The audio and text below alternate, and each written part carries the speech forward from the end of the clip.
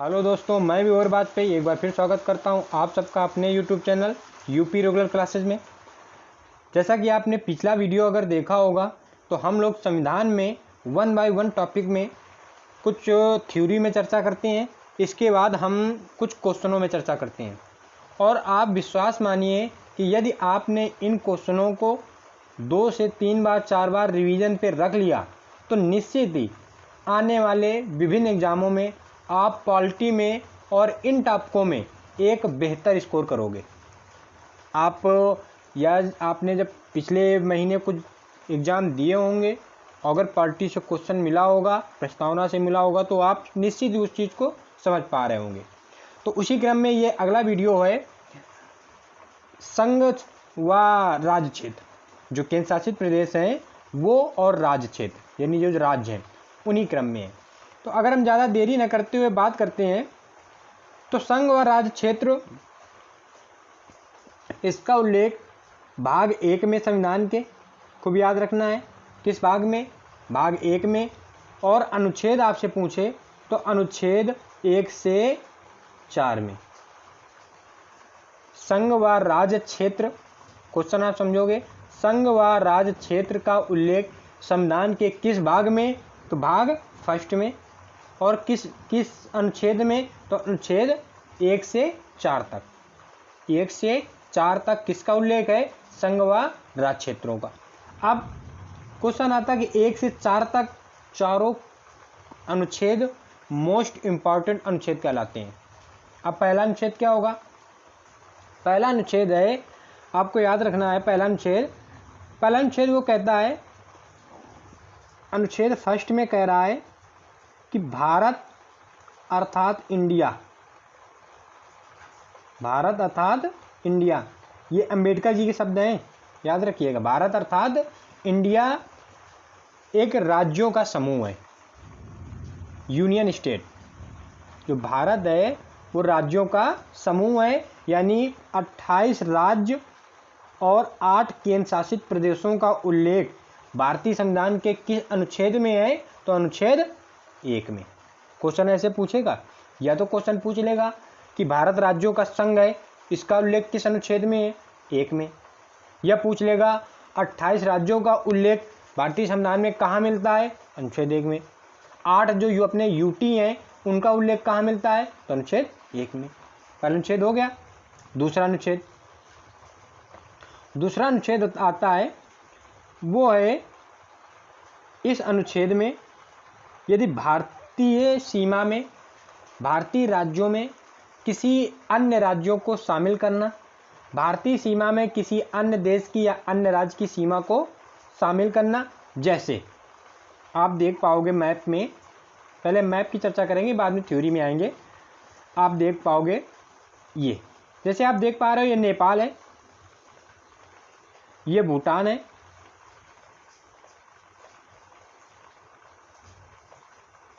ये नेपाल है और ये भूटान है, ये नेपाल है, ये भूटान है।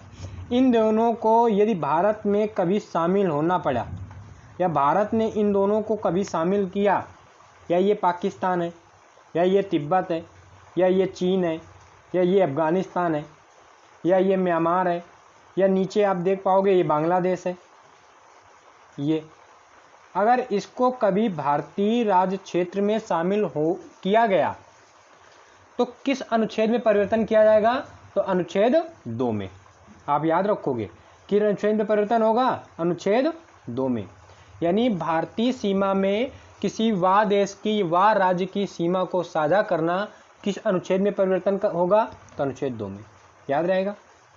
तीसरा अनुच्छेद तीसरा क्या कहता है? यही बात कर लेंगे। अनुच्छेद तीसरा कहता है कि यदि भारत के अंदर, जैसे आपने देखा ये है अपना तेलंगाना और ये है आंध्र प्रदेश। पहले आंध्र प्रदेश तेलंगाना एक राज्य हुआ करते थे आंध्र प्रदेश के नाम से, ठीक। तेलंगाना अलग होता है। तेलंगाना जब अलग हुआ तो भारतीय संविधान के किस अनुच्छेद में परिवर्तन किया गया? तब अनुच्छेद किया गया परिवर्तन अनुच्छेद 3 में। दोनों में अंतर याद रखिएगा। अनुच्छेद 2 में क्या है? अनुच्छेद 2 में है कि भारतीय सीमा किसी अन्य राज्य में स्थापित होगी या अन्य राज्य भारतीय सीमा के अंतर्गत लाया जाएगा, तो अनुच्छेद 2 में। या आपने जैसे देखा होगा 2011-12 के टाइम कुछ बांग्लादेश की क्षेत्र, कुछ बांग्लादेश के गांव शामिल किए गए भारत में, कुछ भारत के गांव बांग्लादेश को दिए गए। तो ये जो देशों में सीमा का बंटवारा हुआ, ये अनुच्छेद किसको प्रभावित करेगा? 2 को। अब तेलंगाना आंध्र प्रदेश से अलग हुआ तो किस अनुच्छेद के तहत? 2 के तहत। यानी किसी नए राज्य का निर्माण, राज्य की सीमा में परिवर्तन, राज्य के नाम में परिवर्तन, ये अगर करने हैं तो आपको किस अनुच्छेद में परिवर्तन करना होगा? तो अनुच्छेद 3 में। दोनों बातें याद रखिएगा, अनुच्छेद 3 में। अब इसी 3 में आपको एक बात और याद रखनी है कि यदि किसी नए राज्य का गठन करना है, नाम परिवर्तन करना है या सीमा में परिवर्तन करना है, तो वो परिवर्तन कौन करेगा? वो करेगा संसद। कौन करेगा? संसद करेगा। या अनुच्छेद हम बात कर दें 4 की, अनुच्छेद 4। अनुच्छेद 4 में क्या है? अनुच्छेद 4 में है कि अनुच्छेद 2 और अनुच्छेद 3 इनमें यदि परिवर्तन करना है तो किसके तहत किया जाएगा? अनुच्छेद 4 के तहत। यानी अनुच्छेद 4 में क्या है कि यदि अनुच्छेद 2 और अनुच्छेद 3 में परिवर्तन करना है तो एक संसद, कौन करेगा? संसद। याद रखना है, संसद करेगा। क्वेश्चन बनेगा, आगे पीडीएफ क्वेश्चन है उनमें बात करेंगे। आपको याद रखना है कि किस नए राज्य के निर्माण में, राज्य की सीमा के परिवर्तन में और उसका नाम बदलने में या विभिन्न अन्य देश को अपने में मिलाने में, अन्य राज्य को अपने में मिलाने में कौन कानून बनाएगा? तो संसद। ऑप्शन आएगा सर्वोच्च न्यायालय, संसद, लोकसभा, राष्ट्रपति, प्रधानमंत्री, ऐसे करके आएगा। आपको याद रखना संसद। ठीक। अब तो अनुच्छेद 4 में ये है कि संसद कानून बनाकर या संशोधन करके 2 व 3 में परिवर्तन कर सकती है, 2 या 3 में परिवर्तन कर सकती है। अब क्वेश्चन पूछता है कि यदि अनुच्छेद 2 व 3 में परिवर्तन करना है तो संशोधन, कैसा संशोधन होगा? अब अगर 2-3 में परिवर्तन करना है तो संशोधन कैसा होगा? तो पहले तो ये याद पड़ता करना है कि संशोधन होते कितने प्रकार के हैं। तो संशोधन होते हैं 3 प्रकार के। पहला होता है सामान्य संशोधन या साधारण संशोधन। साधारण संशोधन या सामान्य संशोधन में होता है जितने सदस्य होते हैं उनका आधा प्लस 1, 1/2 प्लस 1, यानी आधे का, यानी 100 है यानी 50 प्लस 1। ठीक। समान बहुमत, साधारण बहुमत से संशोधन। समान बहुमत या साधारण बहुमत से संशोधन में क्या होता है कि जितने हैं उतने आधे का प्लस 1। अब एक होता है विशेष बहुमत। विशेष बहुमत, विशेष बहुमत होता है सदस्यों का 2/3, सदस्यों का 2/3, ये होता है विशेष बहुमत। यानी जितने सदस्य हैं, अगर विशेष बहुमत से कोई नियम, कोई कानून, कोई संशोधन करना है तो मौजूद सदस्यों का 2/3 सहमति आवश्यक है। यह है विशेष बहुमत या विशेष संशोधन। फिर अगला आता है विशेष संशोधन या विशेष बहुमत प्लस, विशेष बहुमत प्लस आधे राज्यों का समर्थन, आधे राज्यों का समर्थन। जैसे इसका प्रयोग बहुत कम किया जाता है, जैसे राष्ट्रपति के निर्वाचन में परिवर्तन करना हो, सर्वोच्च न्यायालय की शक्तियों में परिवर्तन करना हो, राष्ट्रपति के चुनाव में परिवर्तन करना हो, इन सब बातों में अगर परिवर्तन करना होता है तो आधे राज्यों का समर्थन होगा प्लस विशेष बहुमत होगा। यानी मौजूद सदस्यों का 2/3 व आधे राज्यों का समर्थन। याद रखना। अनुच्छेद 1 में क्या, भारत में जितने 28 राज्य, 8 केंद्र शासित प्रदेश, उनका उल्लेख है। अर्थात भारत, अर्थात इंडिया एक राज्यों का संघ है। राज्यों का क्या है? संघ है, यूनियन स्टेट है। फिर दूसरे में क्या है कि जैसे नेपाल है, भूटान है, बांग्लादेश, पाकिस्तान, चीन, तिब्बत, अफगानिस्तान, म्यांमार, इनको अगर भारत में शामिल करना है, यानी कोई बाहर राज्य भारत में शामिल होना चाह रहा है, तो जो परिवर्तन किया जाएगा वो किसमें, अनुच्छेद 2 के तहत उसको शामिल किया जाएगा। तीसरे में क्या है कि जो भारतीय राज्य हैं उन राज्यों में जो परिवर्तन करना है, नाम में, सीमा में या नए राज्य के गठन में, तो किसमें परिवर्तन किया जाएगा, अनुच्छेद 3 में।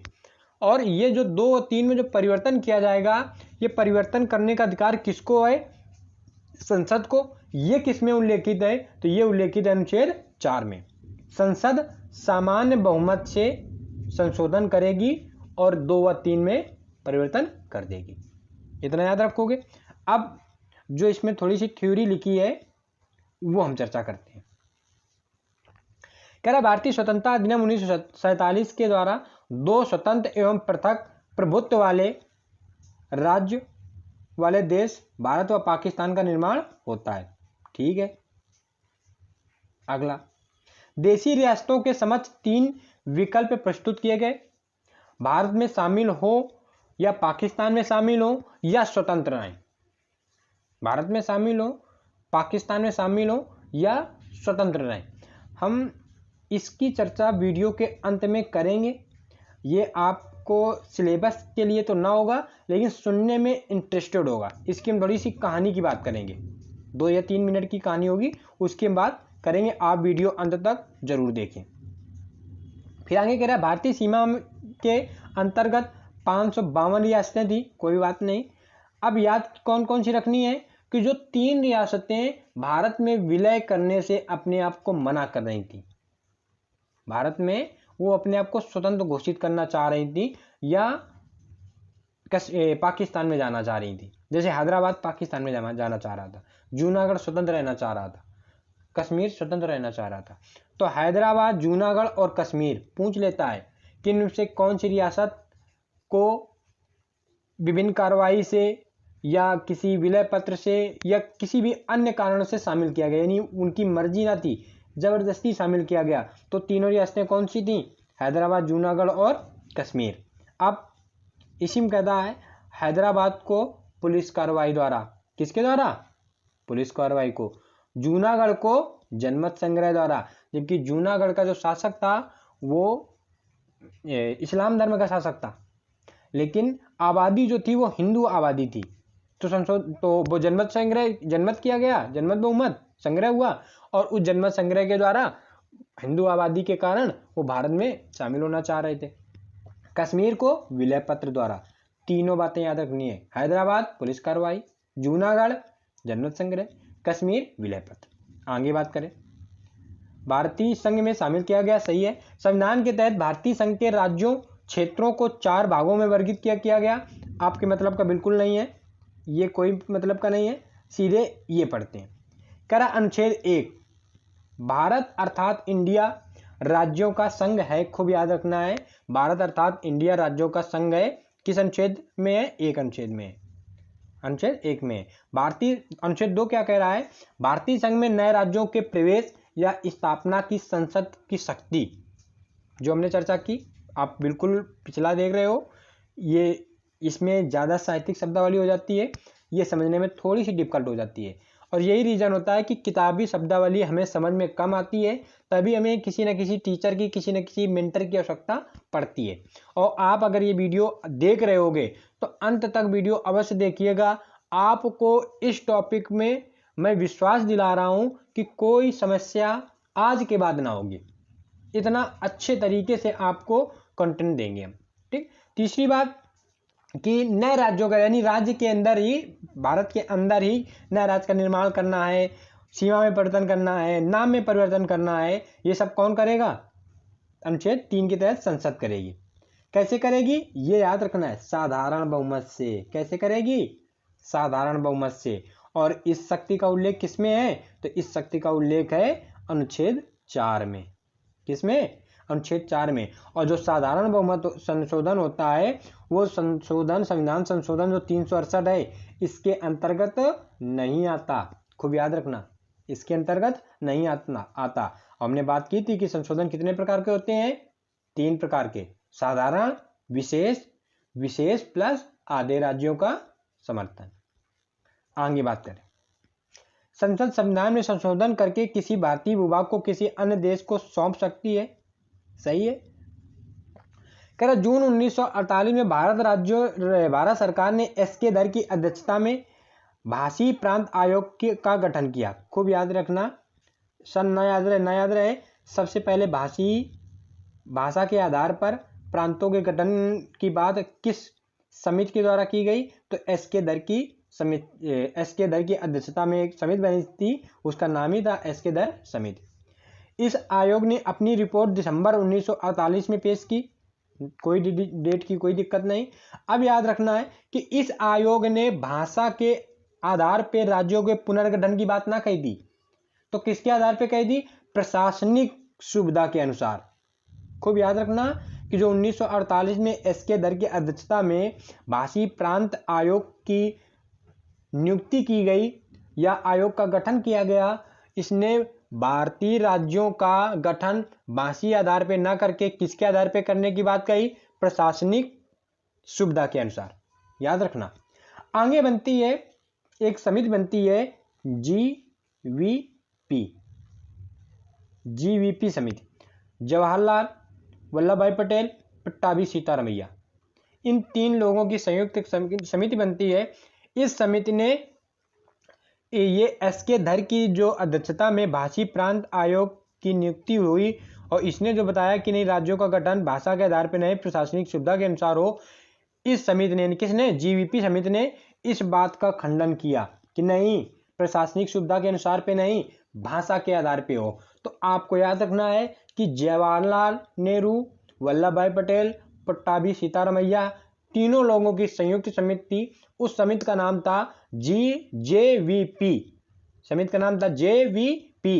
इस समिति ने यह कहा कि नहीं राज्यों का गठन प्रशासनिक सुविधा के अनुसार नहीं बल्कि भाषी आधार पे होना चाहिए। याद रहेगा। आगे बात करते हैं। ठीक, हाँ, वही बात लिखी है कि जीवीपी समिति का गठन किया गया। जवाहरलाल नेहरू, वल्लभ भाई पटेल, पट्टाभी सीतारमैया शामिल थे। अप्रैल 1949 में इसने रिपोर्ट दी। 48 में इसका गठन किया गया। इसने ये स्वीकारा कि नहीं राज्यों का जो पुनर्गठन है वो भाषा होना चाहिए, भाषा के आधार पर होना चाहिए। जो हम चर्चा की है इसमें साहित्यिक शब्दावली लिखी है, आप परेशान ना होगे, आप समझ रहे होगे। फिर कह रहा है कि पट्टाभी सीतारमैया ने 56 दिनों का श्री रामोलुल्लू या सीतारमैया बात एक ही है। पोट्टी सीतारमल्लू की 56 दिनों की भूख हड़ताल के बाद मृत्यु हो गई। अब जब मृत्यु हो गई तो दक्षिण में एक ये उभरते नेता थे, या उभरते नहीं, एक जमे हुए नेता थे। और ये जब इनकी मृत्यु हो गई तो दक्षिण में एक आंतरिक विद्रोह जैसा माहौल बन गया। तो नेहरू जी को उसी समय जल्दी पल्दी पे उसी समय 1953 में भाषा के आधार पर एक नए राज्य का गठन करना पड़ गया और उसका नाम क्या रख दिया गया? आंध्र प्रदेश। तो सर्वप्रथम भाषा के आधार पर किस राज्य का गठन हुआ? आंध्र प्रदेश का। क्या नाम है? आंध्र प्रदेश। कब? 53 में। लेकिन भाषा के आधार पे जो समिति बनती है वो फजल अली की सिफारिश पर बनती है, अध्यक्षता पे बनती है 1956 पे। तो वो आगे बात करेगा। फिर कह रहे स्वतंत्रता के पश्चात फजल अली की अध्यक्षता में एक राज्य पुनर्गठन आयोग का गठन वर्ष 1953 में हुआ। इस आयोग के दो अन्य सदस्य थे, एक पणिकर, एक कुंजरू, के.एम. पणिकर एवं एच.एन. कुंजरू। इसी आयोग की कुछ अनुशंसा को राज्य पुनर्गठन अधिनियम 1956, जो हमने ऊपर बात कही थी कि आपको याद रखना है कि राज्य पुनर्गठन अधिनियम कब का है? तो राज्य पुनर्गठन अधिनियम 1956 का है जो लागू किया गया। अब उसी के तहत कुछ राज्यों का गठन किया गया। उनमें आपको हम कुछ महत्वपूर्ण बताएंगे, वो आपको अवश्य याद रखने होंगे। जैसे आंध्र प्रदेश पहला, आपको जरूर याद रखना 1953। डेट थोड़ा सा देख लेना, 1 अक्टूबर। ना याद रहे तो सन जरूर याद रखना है। गुजरात का होता है 60 में, गुजरात का 60 में। गुजरात के बाद नागालैंड का होता है 63 में। पूर्वोत्तर राज्य है, याद रखना है, नागालैंड का 63 में। हरियाणा का 66 में, हरियाणा का 66 में। हिमाचल प्रदेश का 71 में, हिमाचल प्रदेश कब हुआ? 71 में। मेघालय याद रखना है, मणिपुर याद रखना है, त्रिपुरा याद रखना है। ये पूर्वोत्तर राज्य हैं। हमने कहा जैसे नागालैंड का कब हुआ? 63 में। तो ऐसे इन तीनों का याद रखना है, कब होता है? 72 में। तीनों का याद रखना है 72 में। इसके बाद सिक्किम का मोस्ट इंपॉर्टेंट, इसको हम लगा दें मोस्ट इंपॉर्टेंट, 75 में। सिक्किम का कब हुआ? 75 में। मिजोरम पूर्वोत्तर राज्य है, याद रखना है, 87 में। अरुणाचल प्रदेश पूर्वोत्तर है, 87 में। गोवा 87 में। गोवा कब हुआ? 87 में। और ये तीनों तो आपको लगभग पता होंगे। छत्तीसगढ़ मध्य प्रदेश से अलग हुआ 2000 में। उत्तराखंड यूपी से अलग हुआ 2000 में। झारखंड बिहार से अलग हुआ 2000 में। तेलंगाना ये आपको याद ही है 2014 में, 2 जून 2014 में। ठीक, इतनी है। किसी भी आप बुक में देखोगे तो संघ व राज्य क्षेत्र और अनुच्छेद 1 से 4 तक के बारे में सिर्फ इतना लिखा होगा या इससे ज़्यादा ना लिखा होगा। आप जो वनडे एग्जाम के लिए देख रहे होगे तो आप निश्चित मानिए कि आपको इतना बहुत ज़्यादा पर्याप्त है। आप इसी को यहाँ तक आप वीडियो अगर देखे हो तो आपसे रिक्वेस्ट होगी कि आप वीडियो को एक बार और देख लें। अगर थोड़ा सा डाउट लग रहा हो आप स्पीड कम ज़्यादा कर सकते हैं। और अगर आपको लग रहा हो कि नहीं बढ़िया है तो अब बात करते हैं क्वेश्चन पे। क्वेश्चन आप करोगे, जितना समय हमने थ्योरी में ली है उतने 50 क्वेश्चन है, उतने समय में 50 क्वेश्चन आप करोगे। चलिए देखते हैं पहला क्वेश्चन। आप बताइएगा, कह रहा है कि संविधान में हमारे राष्ट्र का उल्लेख किस या किन किन नामों से है? तो अनुच्छेद 1 भारत अर्थात इंडिया, भारत अर्थात इंडिया। पहला क्वेश्चन पहला है, ए नंबर सही। ठीक, उसी का ये विस्तार लिखा है कि संविधान में हमारे राष्ट्र का उल्लेख 2 नामों से भारत तथा इंडिया के रूप में किया गया है। अनुच्छेद 1 ये उल्लेखित करता है कि भारत अर्थात इंडिया राज्यों का संघ होगा। इंग्लिश में क्या है? India that is Bharat shall be a union of state. याद रखना है ये। ठीक, आगे बात करें दूसरा क्वेश्चन। संविधान के प्रथम अनुच्छेद के अनुसार भारत है, भारत क्या है? हमने पहले ही कहा है, ऊपर क्या लिखा है? Shall be union of state, यानी क्या है? राज्यों का यूनियन है, संघ है, यूनियन। अगला यानी डी नंबर इसका सही हो जाएगा भाई, डी नंबर। उसी की व्याख्या पूरी लिखी है जो हमने पहले चर्चा की है, वो आपको पढ़नी है तो आप वीडियो को यहीं पुश करके आप व्याख्या पढ़ सकते हो। बाकी आप व्याख्या पढ़ लें तो बहुत अच्छा है, आपको रिकॉल हो जाएगा, पिछला वाला रिवीजन पे हो जाएगा। कह रहा संविधान के अनुच्छेद में किस प्रावधान के अंतर्गत भारतीय संसद को नया राज्य यानी राज्य, नया राज्य जैसे आंध्र प्रदेश से तेलंगाना किया गया तो किसके तहत? 3 के तहत, यानी भारतीय राज्यों में परिवर्तन करना 3 के तहत, भारतीय सीमा में अन्य राज्य को मिलाना है तो 2 के तहत। तो इसका सी नंबर सही हो जाएगा, उसी की व्याख्या है। फिर कह रहा है कि नए राज्य के गठन की शक्ति किस पर है? मोस्ट इंपॉर्टेंट किस पर है? और आप अब ये देखोगे कि ये क्वेश्चन कितनी बार और किस किस सन को आया है, किस किस सन को आया है। तो पहला तो 2008 का हो गया, यानी नए राज्य के गठन की शक्ति किसके पास है? संसद के पास है, अनुच्छेद 4 के तहत पहले। दूसरा है भारत के संविधान के अंतर्गत निम्नलिखित में से किसको राज्य की सीमाओं को परिवर्तित करने की शक्ति है? सिर्फ क्वेश्चन आप एग्जाम सेटर जब हो बैठता है तो हम अक्सर कहते हैं कि क्वेश्चन हो सकता है रिपीट ना हो लेकिन रिलेटेड जरूर होगा। अब ऊपर वाला क्वेश्चन आप देखो और नीचे वाला क्वेश्चन 5वां नंबर देखो तो दोनों का आंसर क्या है? सेम, लेकिन शब्दावलियां अलग है। भारत के संविधान के अंतर्गत निम्नलिखित में से किसको राज्यों की सीमाओं को परिवर्तित करने की शक्ति है? तो संसद को। अगला क्वेश्चन, एक राज्य को संघ में सम्मिलित करने अथवा नए राज्य की स्थापना करने की कार्यपालिका शक्ति किसके पास है? संसद के पास। 3 बार क्वेश्चन हो गया, देखना अभी कितनी बार आएगा ये क्वेश्चन, मोस्ट इंपॉर्टेंट पे चलता है क्वेश्चन। भारतीय संघ के अंतर्गत किसी राज्य को मिलाने का अधिकार किसके पास है? संसद के। अब उसने अनुच्छेद पहले बात की 3 की, अब इस क्वेश्चन में उसने बात कर दी 2 की, यानी भारतीय संघ के अंतर्गत किसी राज्य को मिलाने की, जैसे 1975 में सिक्किम को मिलाया गया, सिक्किम अपना हिस्सा ना था, लेकिन सिक्किम को 1975 में मिलाया गया 35वें संविधान संशोधन के तहत, विशेष राज्य का दर्जा दिया गया 2A में। लेकिन 36वां संविधान संशोधन करके 1975 में ही उसे विशेष राज्य का दर्जा दे दिया गया और जो 2A है उसको समाप्त कर दिया गया।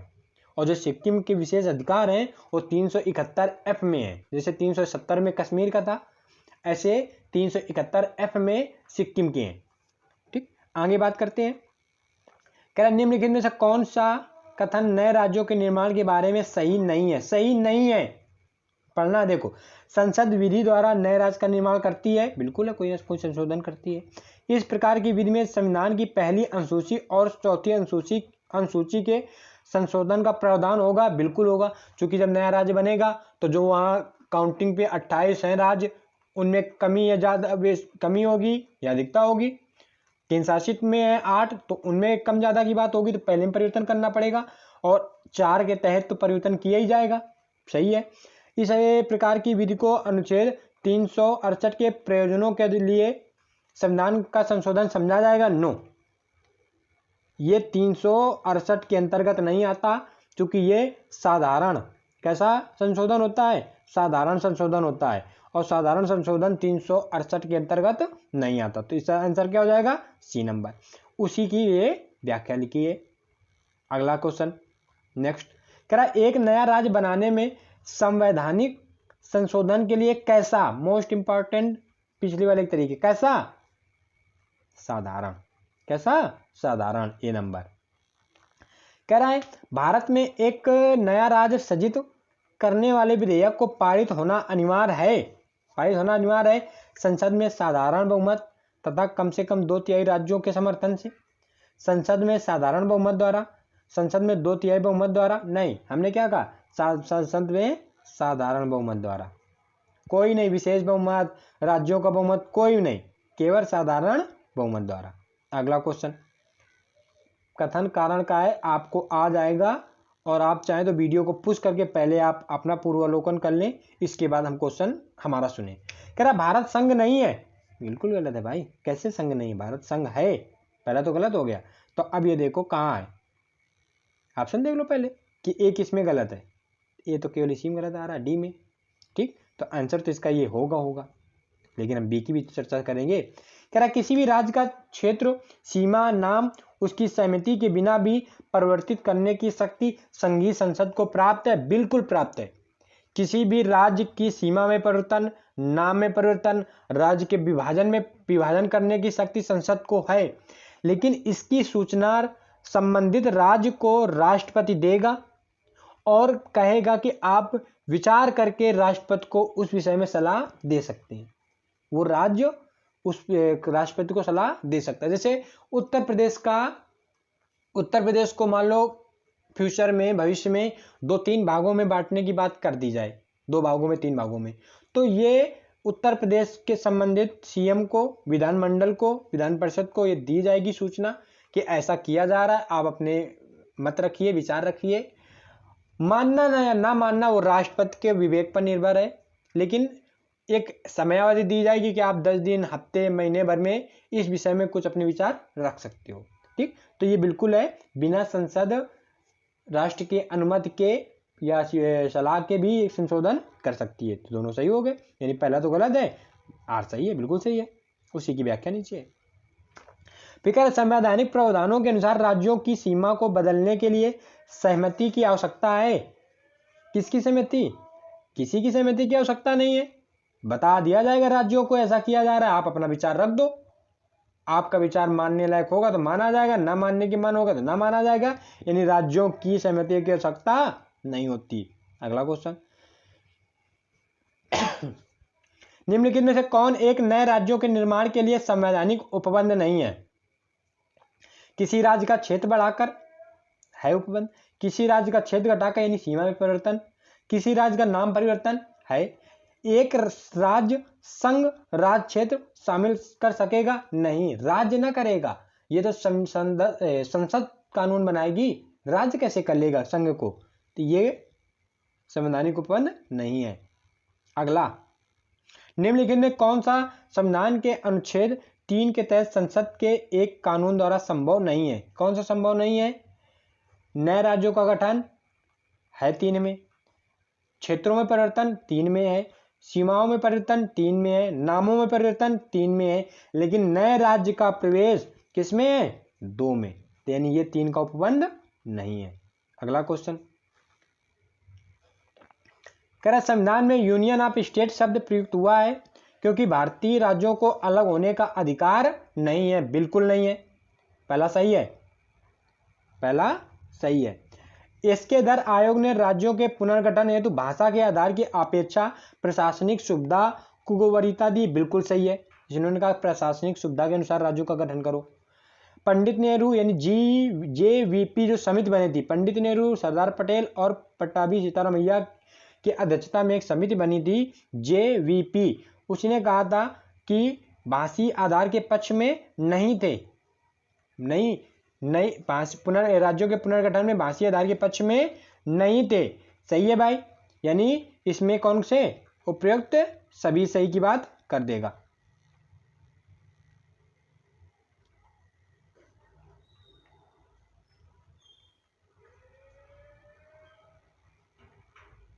ठीक, अगला क्वेश्चन कह रहा भारतीय संघात्मक व्यवस्था के संदर्भ में निम्नलिखित में से कौन सा कथन सही नहीं है? भारतीय संविधान के अंतर्गत राज्यों को संघ से अलग होने का अधिकार नहीं है। बिल्कुल नहीं है, बिल्कुल नहीं है। अलग होने की मात्र वकालत करने पर अभिव्यक्ति स्वतंत्रता की सुरक्षा मिलेगी। नहीं भाई, केवल पहला सही है, बस केवल पहला, दूसरा गलत है, यानी पहला ही सही है। अगला क्वेश्चन उसी की व्याख्या है, कोई दिक्कत नहीं है। हाँ, एक चीज जो स्वतंत्रता को याद कर रहा है, ये मौलिक अधिकार में है, 19 में, अनुच्छेद किसमें? 19 में है। जब मौलिक अधिकार बात करेंगे तो वहां इसकी हम चर्चा कर लेंगे। अगला कह रहा है राज्य पुनर्गठन आयोग ने 1 नवंबर 1956 को कितने राज्य तथा कितने संघ राज्य बनाए? 14 और 6, 14 राज्य और 6 केंद्र शासित प्रदेश बनाए। तो कौन सा? ए नंबर, यानी ए नंबर सही है। ठीक, 1956 के राज्य पुनर्गठन अधिनियम द्वारा कितने राज्यों और संघीय क्षेत्रों की स्थापना की गई? 14, 6। रिपीट है क्वेश्चन, कोई दिक्कत नहीं, 14, 6 ये नंबर। बाद में कितने राज्य एवं संघीय प्रदेश हैं? तो ये 2002 का क्वेश्चन है। ठीक, वर्तमान में कितने हैं? 28 और 7 की जगह कितना? 8। ठीक, इसमें स्टार लगा दोगे, आप अपने हिसाब से लिख दोगे, ये तब का क्वेश्चन है। तेलंगाना राज्य बनने के बाद भारत के राज्यों की संख्या कितनी हो गई थी? कितनी हो गई? तो हो गई 28। कितनी हो गई? 28। भारत में कितने संघ शासित प्रदेश हैं? तो वर्तमान में कितने? 8। कितने? 8। निम्नलिखित में कौन संघ राज्य क्षेत्र नहीं है? संघ राज्य क्षेत्र नहीं है, यानी गोवा। कौन सा संघ राज्य क्षेत्र नहीं है? गोवा। गोवा पूर्ण राज्य है, जबकि ये तीनों केंद्र शासित प्रदेश हैं। ऐसे क्वेश्चन आते हैं, बड़े आसान से क्वेश्चन आते हैं।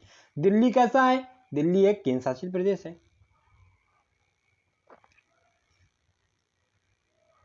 किसी संविधान संशोधन द्वारा दिल्ली को राष्ट्रीय राजधानी क्षेत्र का दर्जा कब दिया गया? को भी याद रखना है। 1991 में एक संशोधन होता है, 69वां।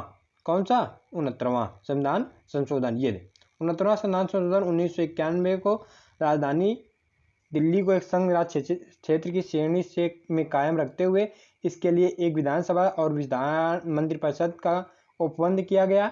साथ ही संविधान के अनुच्छेद 239 का के तहत संघ राज्य क्षेत्र दिल्ली को राष्ट्रीय राजधानी क्षेत्र NCR का दर्जा दिया गया। ये भी याद रखना कि NCR का दर्जा कब मिला? तो इसी दिन मिला, इसी संविधान संशोधन में, इसी सन में मिला। निम्नलिखित में से प्रदेशों को उनके बनने के वर्ष के साथ सही मिलान करिए, सही मिलान करिए। तो देखो,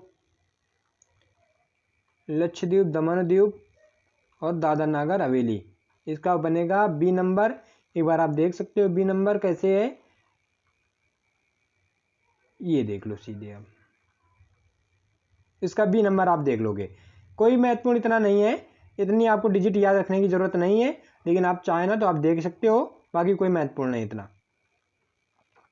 भारत के संविधान के अनुच्छेद 240 के अंतर्गत कुछ संशोधन राज्य क्षेत्रों के लिए विनिमय बनाने की राष्ट्रपति की शक्ति के संदर्भ में निम्न में से कौन सा युग्म सही नहीं।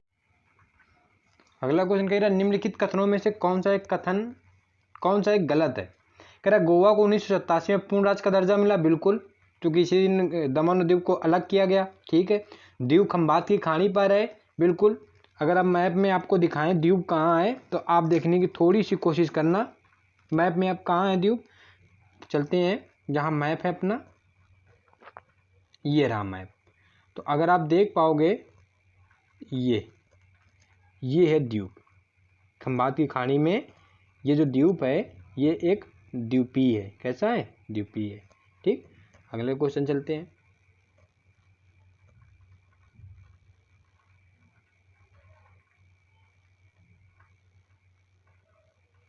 ये कह रहा है कि दमन और दीव को भारतीय संविधान के 56वें संशोधन द्वारा गोवा से अलग किया गया, बिल्कुल है, 87 में हुआ था।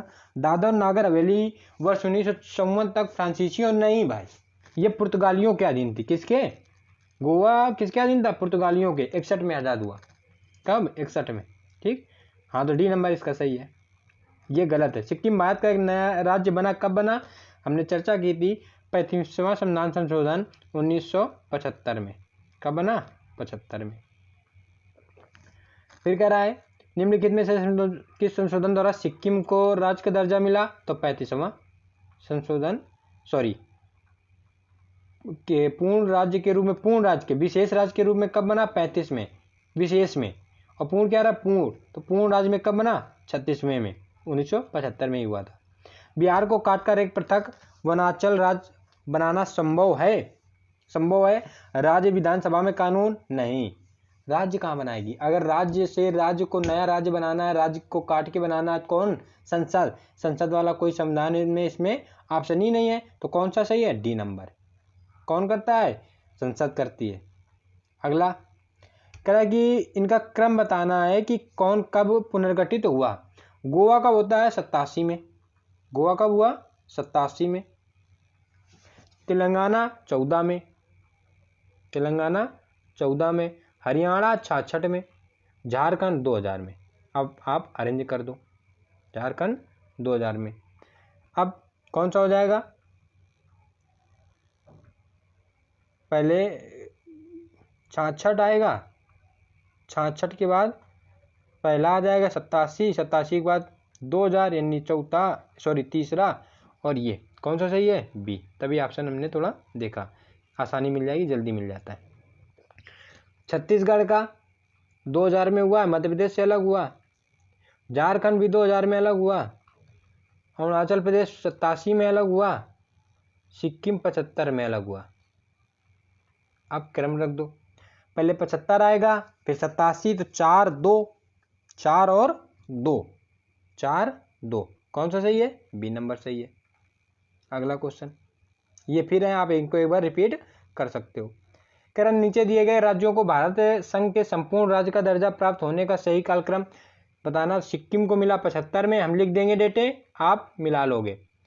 87 में मिला अरुणाचल प्रदेश को गोवा के समय। नागालैंड को मिला 63 में। हरियाणा को मिला 66 में। तो पहले आएगा 63 यानी नागालैंड, फिर 66 यानी हरियाणा, फिर सिक्किम, अरुणाचल प्रदेश। B number. कौन सा सही है? B number. अगला कह रहा है छत्तीसगढ़ राज्य कब बना? तो 1 नवंबर 2000 को छत्तीसगढ़ बना। 9 नवंबर 2000 को उत्तराखंड बना। 15 नवंबर 2000 को झारखंड बना। उत्तराखंड राज्य की स्थापना कब होती है? तो 2000 में होती है, 9 नवंबर 2000। किस वर्ष झारखंड राज्य अस्तित्व में आया? तो 2000 में आया, बात हम पहले ही कर चुके। फिर कहना इनका क्रम, तो सबका क्रम लगभग, हाँ, मेघालय एक नया आया। मेघालय का हुआ है 72 में। कब हुआ है? 72 में। सिक्किम का 75 में, 1900। हरियाणा का, तो हरियाणा का हुआ है 66 में। नागालैंड का 63 में। तो 3-1-4-2 यानी सी नंबर। कौन सा सही है अपना? C number. कह रहा भारत में निम्नलिखित राज्यों के बनाने के सही कालानुक्रम की पहचान कीजिए। आंध्र प्रदेश बनता है 53 में। हिमाचल प्रदेश बनता है 71 में, सिक्किम बनता है 75 में, 1900 हरियाणा बनता है 66 में। तो पहले 53 1 3 2 4 1 3 2 4 यानी बी नंबर। किन राज्यों के निर्माण का सही आरोही क्रम?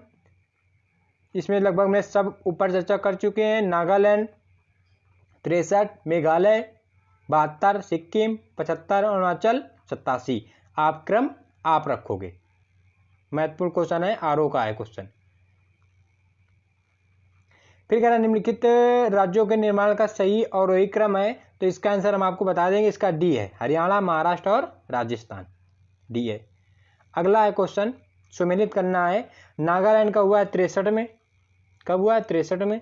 झारखंड का 2000 में, तेलंगाना का 14 में, 2014 में, सिक्किम का 1975 में। उसी क्रम में आप सुमेलित कर दोगे। 62 नहीं मिल रहा है तो लगभग आप ए का बी कर दोगे, अगर ऐसा कोई ऑप्शन मिलेगा। ए का दूसरा, पहला, लगभग पे यही चला जाएगा। हालांकि ये ऑप्शन गलत है, लेकिन यही चला जाएगा। स्टार लगा है, ऑप्शन गलत है। निम्नलिखित में से किस राज्य का गठन वर्ष 1948 में किया गया? तो किसी भी राज्य का गठन 1948 में नहीं किया गया। उसी प्रश्न का स्टार लगा है और 1948 में हुआ। हिमाचल प्रदेश का राज्य का गठन वर्ष 1948 में हुआ। ठीक, तो लगभग असम का 47, पंजाब 47,